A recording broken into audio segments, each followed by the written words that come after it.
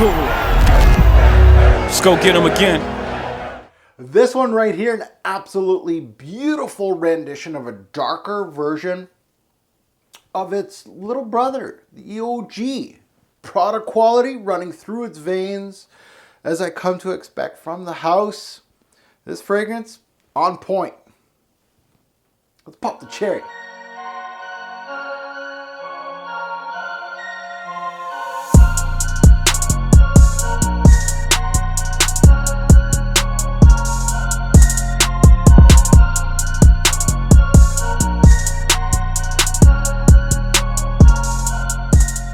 Fragrance family, welcome to the Revolver channel. I'm your host, Mark. This series of Pop the Cherries, where I pop the cork on a full bottle purchase and give you my initial thoughts. I wore this scent right here on my skin as my scent of the day for a few days, including today. Now it's time to give you my thoughts before it goes into the vault for a full-fledged review on this channel. Now, if you're new here, thanks for watching. Subscribe if you can. Support the channel. Hit that bell so you don't miss anything. I'm also all over social media under my YouTube handle, Robes08. Keep tabs on behind the scenes stuff, including my set of the day post, new purchases, and what I'm working on for this channel.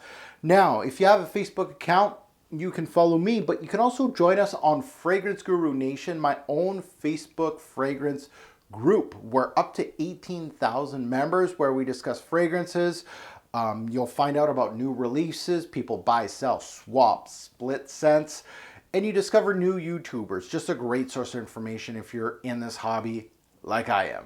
Now on to our sponsor of the day, FragranceX.com. I did want to take the time to thank them for Prada L'Homme Intense. And you can get a bottle of this too on their site. Actually, they have tons of Pradas hanging around on their site, just waiting for you guys to pluck them up. Check out Fragrance X. Support me by utilizing my coupon code on their website. It is my YouTube channel name, Robes08.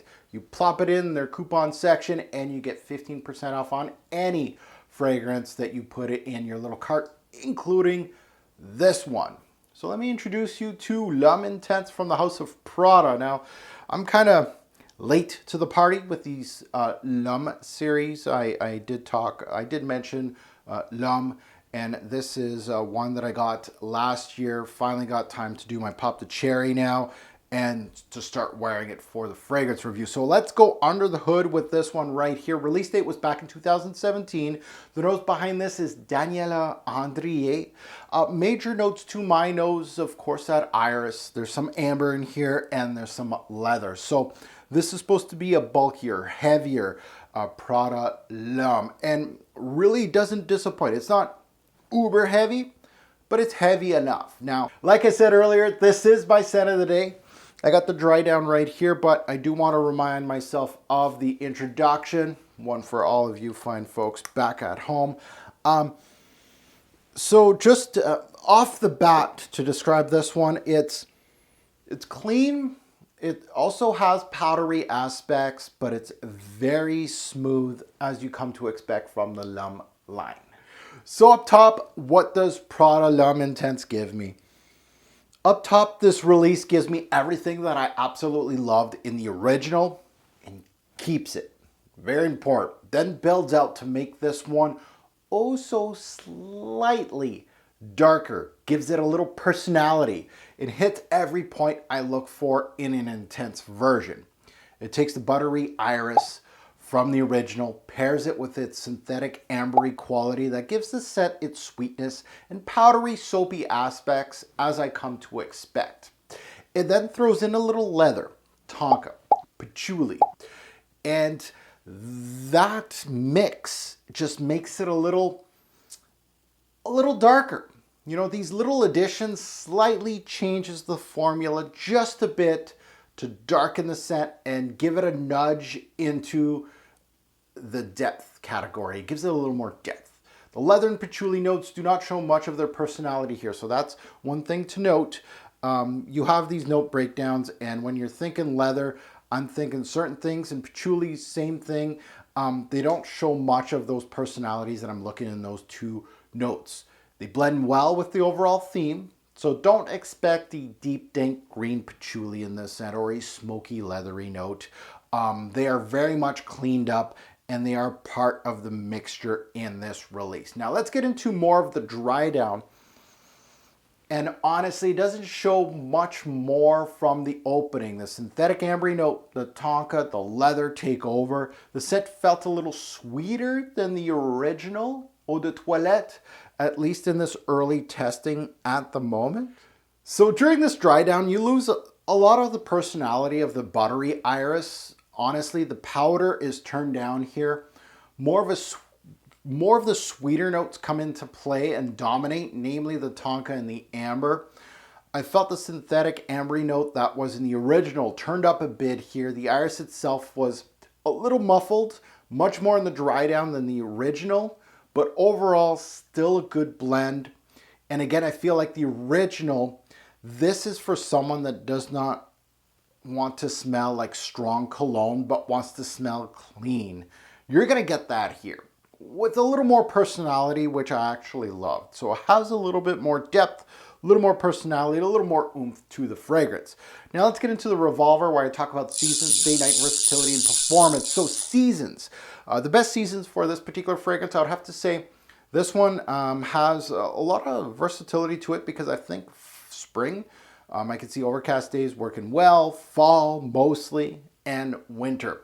Day or night, night mostly, but also day wear. And this is where this one was tweaked just a bit, just enough, and it still has that familiar DNA, and you're gonna see that it may be a little bit of a redundant release. A little bit. I still think it has some value to it. Versatility above average. I feel like the versatility is there. Performance, longevity was good, 7 to 9 hours. And these kind of scents, Prada does them well. I'll be honest, like Prada Amber Put and the Infusion series, they last. They're fragrances that you would assume that they don't last, but they do. 7 to 9 hours, and projection was fairly average on my skin with this one. Now, when people see intense in a name, they always get disappointed when it doesn't blow the doors off the walls. Unfortunately, with a lot of intense versions, that's not the case. So my overall thoughts on this Prada release. I think Prada did exactly what I expected out of this release. It's Prada L'Homme, minor tweaks here to make it a smidge darker and a little more interesting, honestly. I can see this being redundant with the original for some users because it doesn't move much from the original. Now, going back to the original, I'd wear the original Prada L'Homme for almost anywhere because it's very easy to wear, but it's basically, truly, in a nutshell, it's an office scent.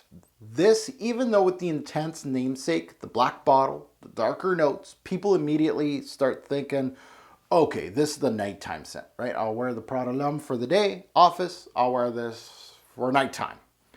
I think when it gets cooler, to me personally, I kind of put L'Homme away as my daytime office scent and wear this one in the office and to go out at night. A solid release from the brand in my personal opinion. I really think that this one turns the notch a little more interesting out of the Prada line or the L'Homme line. You're going to see a lot of reviews that these Prada L'Hommes are almost getting redundant within releases, very close to each other. And there's some that absolutely love every single release of the line. Personally, for me, this is kind of doing what Prada Amber and Prada Amber Intense did. This does exactly what that line did with this one. So now I'm done with this one. It's time for you to hit up the comments below and let me know what you think of it. Looking forward to reading your comments below. Now this one goes into the vault for a full-fledged review. You're going to see this one in the next coming months, years, perhaps, on this channel for a full-fledged review. As always, a great or poor fragrance will make a lasting impression. Choose your scent wisely. Thanks for watching, YouTube. Have a good one.